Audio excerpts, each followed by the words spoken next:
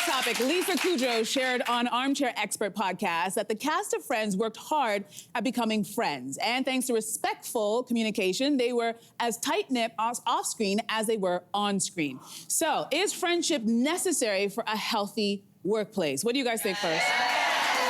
Yeah. I think so, yes. Listen, I think we all know we probably spend more time with our coworkers than sometimes our own partners, if you're married, for example. So I think it's definitely important. Do you have to be best friends? No, I don't think it's necessary, but I do think there has to be a certain civility and getting along as much as you possibly can. You know, people ask us all the time on this show, like, this is our 12th season, friends. We've been doing this a minute. Yeah. And the number one question, I don't know about you, Cyn, but like the number one question we get asked is, do you actually really like each other off camera? I'm like, it's all fake, all of it, it's fake. But we actually, if, you know, I can share some secrets. Before we even launched the show, all the original hosts, we got together and we said, we're doing this together.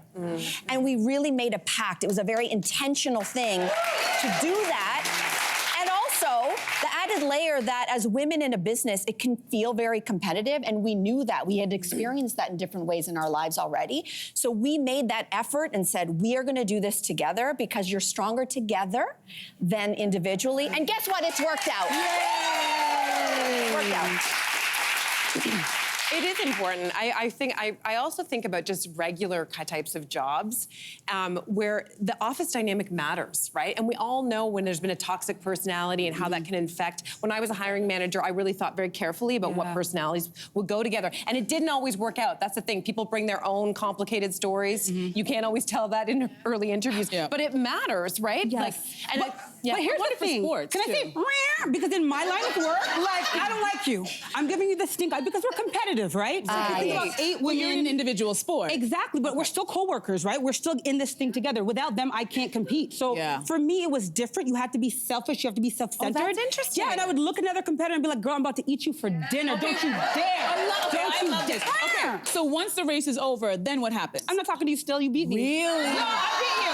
If I beat you, I'm talking to you, though. If I won, I'm talking to you. If you beat me, I'm not talking to you. But that's a solo sport dynamic. I wonder if it's true if you're on a team. No, team, right? you can't. You have to get along. What you're saying is 100% true. Yeah, and I think to go even deeper, it depends on if you're a team in any workplace, of course, but I think when you have a job that is front-facing, much like this one, or if you're on a professional sports team, if you have the team and they are not cohesive, you, the fans, you guys who are watching, you guys know and you can feel it, and then it just disintegrates from there. So I think it's really important for respect. You may not like each other, but you must respect each other, because once the respect is gone, then it's a crack, and then all the other garbage seeps in, and that's when you have the breakdown, but I think it's even harder. But there's always that one person, let's be honest, I'm not saying it happens here, who is annoying. You don't like the way they talk. You don't like their perfume. They're just so annoying. They bring fish and put it in the microwave and they smell up the whole place. There is that one coworker, am I wrong? How do you like that person? And sometimes actually it can make for interesting dynamics though, like, because I was thinking about this friend story in particular, and I think it probably wasn't easy all the time, but we would have been able to tell, to your point, if those people did not get along as friends, I don't think that show would have done as well. Absolutely. Or would it have? Because there's this notorious story of one of our favorite movies, which is Dirty Dancing. Did you know Jennifer Grey couldn't stand Patrick Swayze? That's not true. That can't be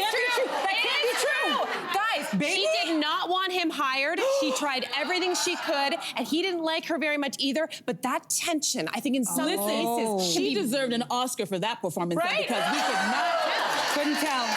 Wow, I had no idea. Baby in the corner. Wow. I could not tell. Oh my gosh, that's a good one. Fascinating. I know, right? I did not know that story. Well, and they had to be really in each other's space. I know. Wow. Okay. Hey, you, come a bit closer. We've got so many more must-see interviews, spicy debates, lifestyle tips, and pop culture moments. So subscribe to our channel by tapping the logo below and don't miss out.